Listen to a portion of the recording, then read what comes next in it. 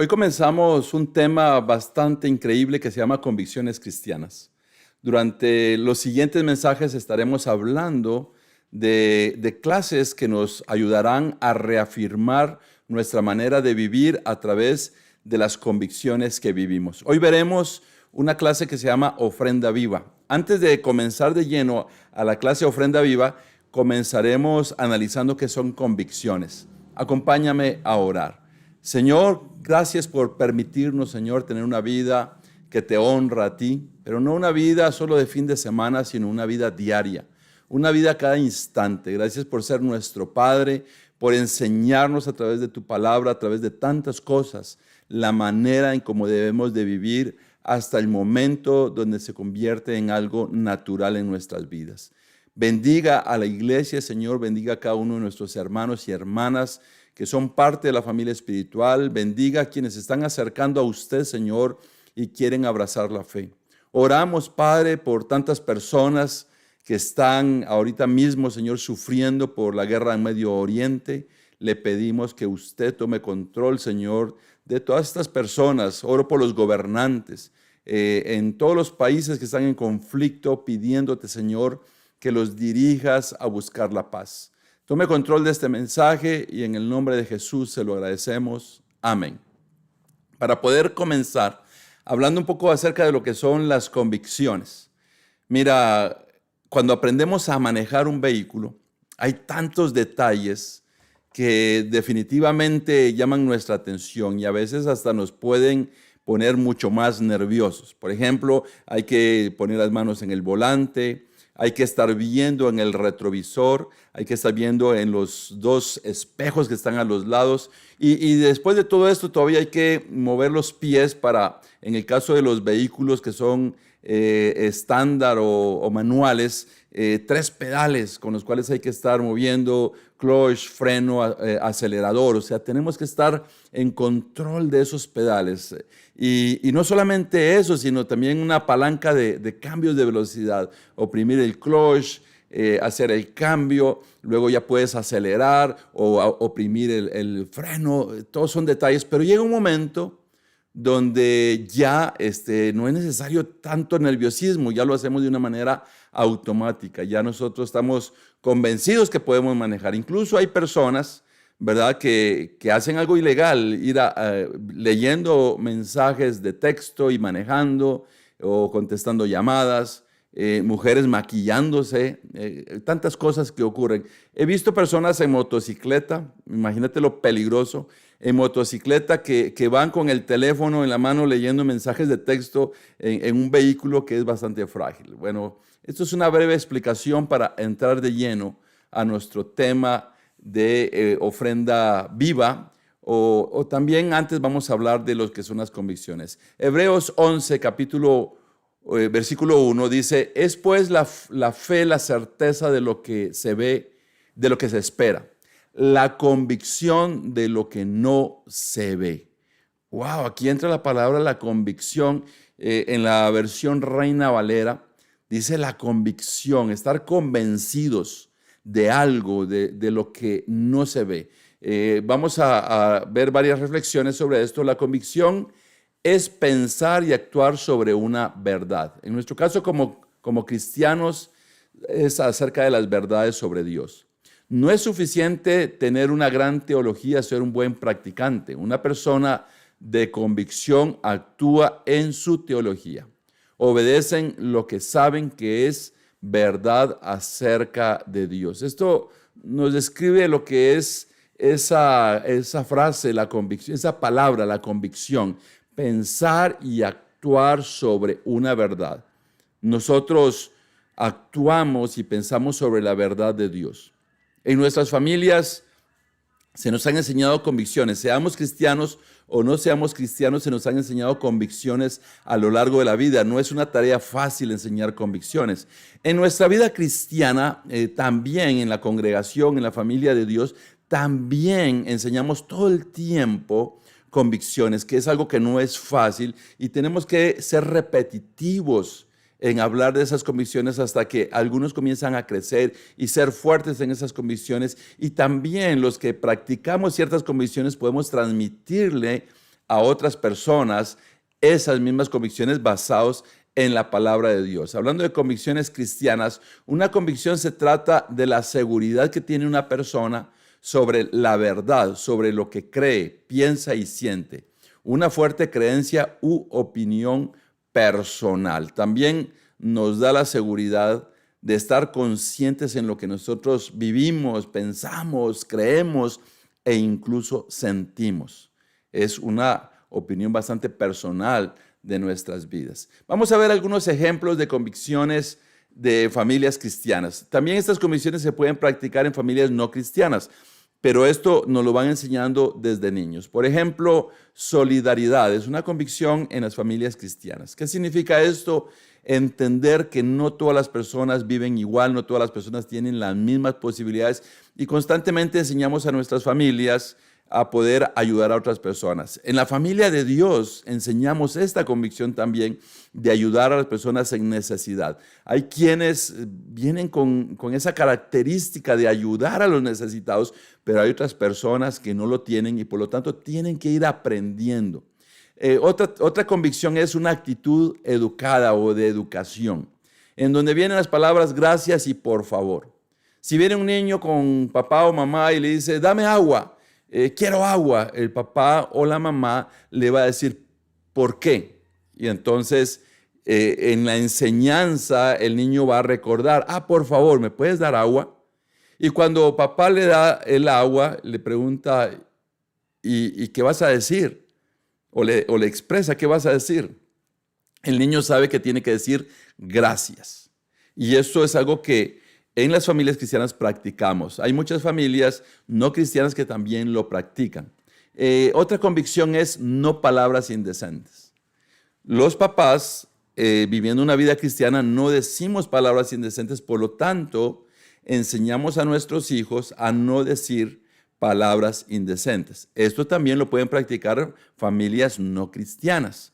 Entonces, si de pronto un niño, uno de los hijos de esa familia, aprende una palabra indecente, una mala palabra, como decimos, y llega a casa y la dice, papá y mamá le va a decir, esto no debes decirlo porque no es algo correcto en nuestra familia. Y así vamos creciendo. En cualquier familia lo pueden consentir. Hay familias que los adultos dicen palabras indecentes y ellos, si le dijeran a sus hijos que no la dijeran, están haciendo algo adverso porque están pidiendo algo que no lo tienen en el ejemplo.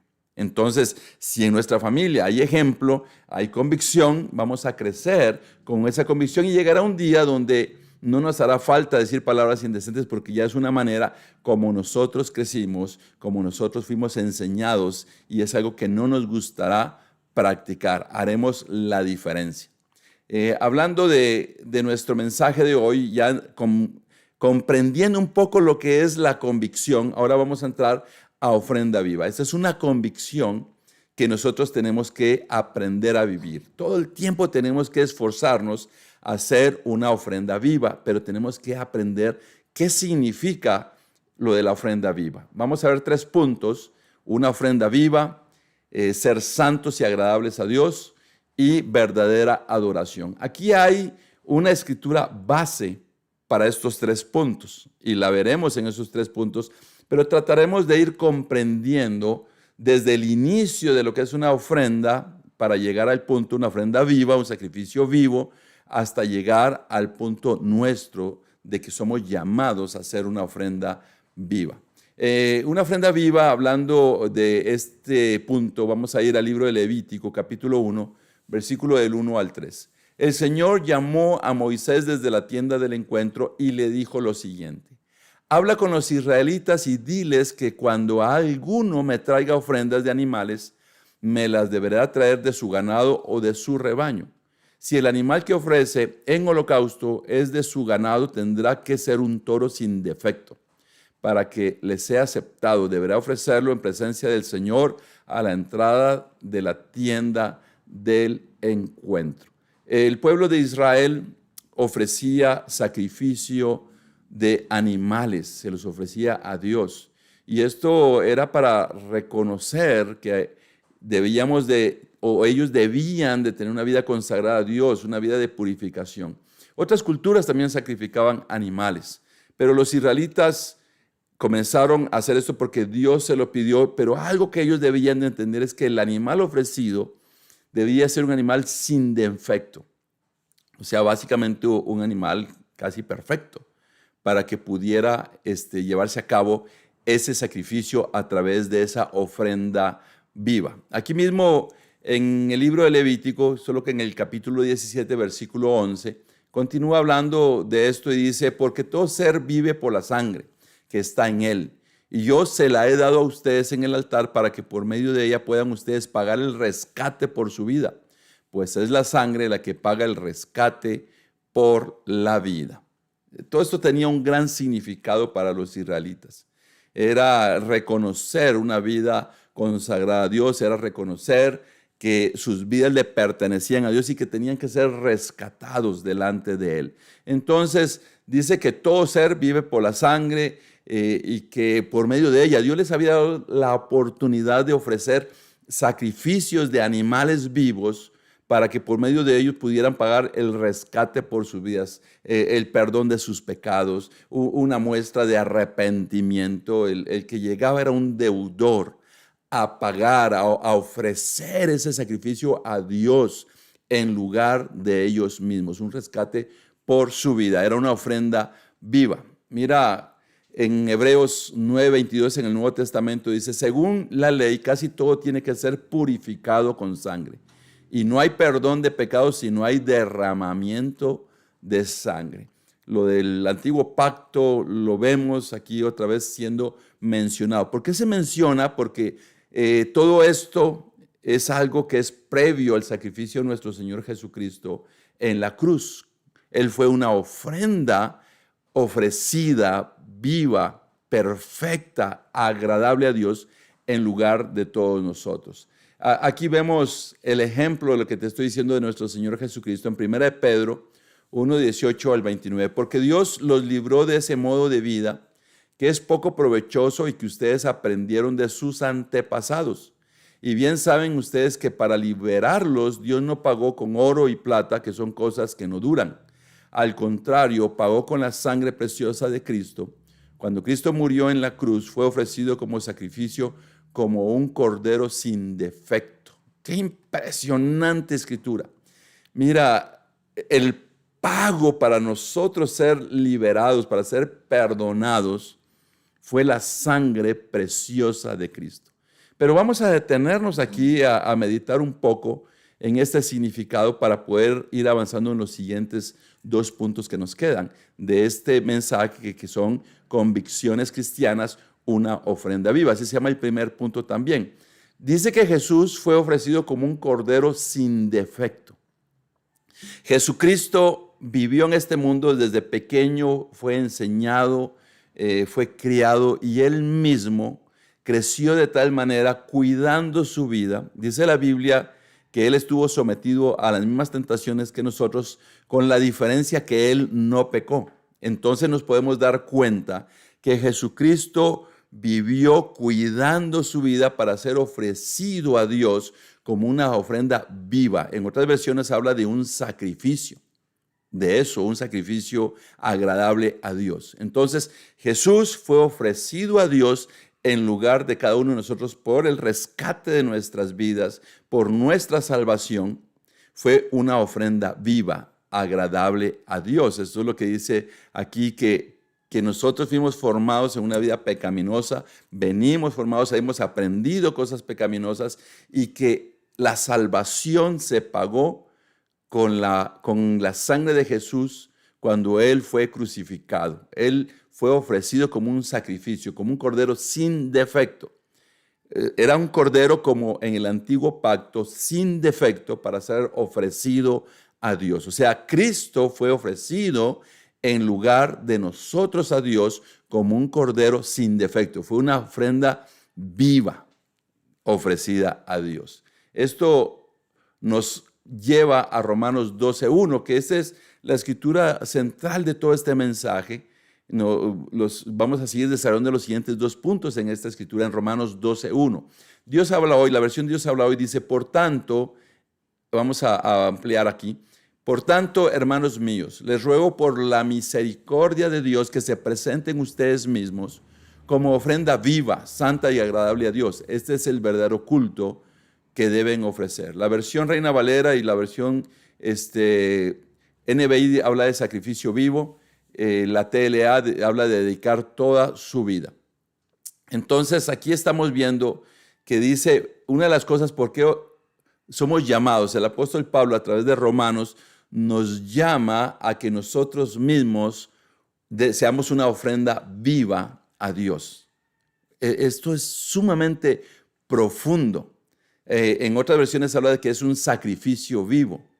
Entonces, nosotros, ¿por qué luchamos en contra del pecado? Porque no queremos ensuciar. En otras versiones habla también de presentar sus cuerpos. Entonces, nosotros no queremos ensuciar con el pecado nuestras vidas, nuestros cuerpos, para poder ser una ofrenda viva que sea entregada a Dios.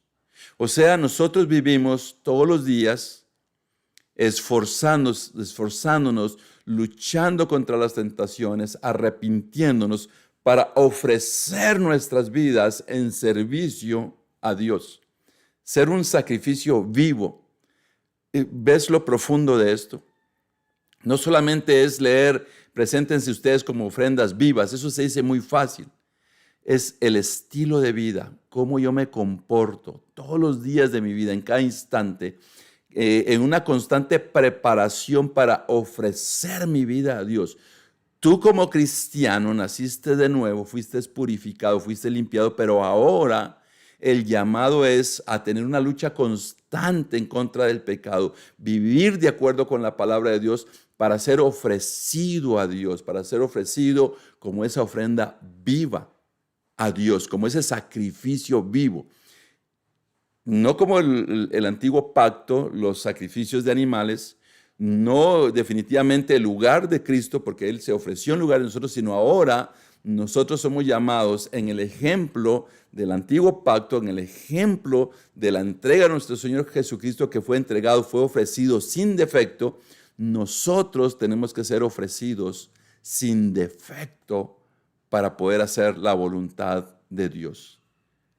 Aquí tengo dos preguntas para ti. ¿Estás ofreciendo tu vida y tu cuerpo como ofrenda viva a Dios en todo lo que haces? ¿Tu vida diaria refleja tu dedicación a Él? ¿Dedica tu dedicación a Cristo? ¿Cómo estás viviendo? ¿Estás reflejando que entregas tu vida como una ofrenda viva a Dios? Con esto pasamos al punto número 2. En esta misma escritura habla que esa ofrenda viva es santa y agradable. Entonces el segundo punto se llama santos y agradables a Dios. Volvemos a leer esta escritura y dice Romanos 12:1, por tanto, hermanos míos, les ruego por la misericordia de Dios que se presenten ustedes mismos como ofrenda viva, santa y agradable a Dios. Este es el verdadero culto que deben ofrecer. En 1 Pedro 1:16 dice, pues la escritura dice, sean ustedes santos porque yo soy santo. Somos llamados a ser santos y debemos de preguntarnos qué significa ser santo. Ser santo significa ser apartados, dedicados a Dios. Y no solo está hablando de nuestras mentes, sino en el contexto de la escritura habla de nuestros cuerpos. ¿Has escuchado la palabra Santa Biblia?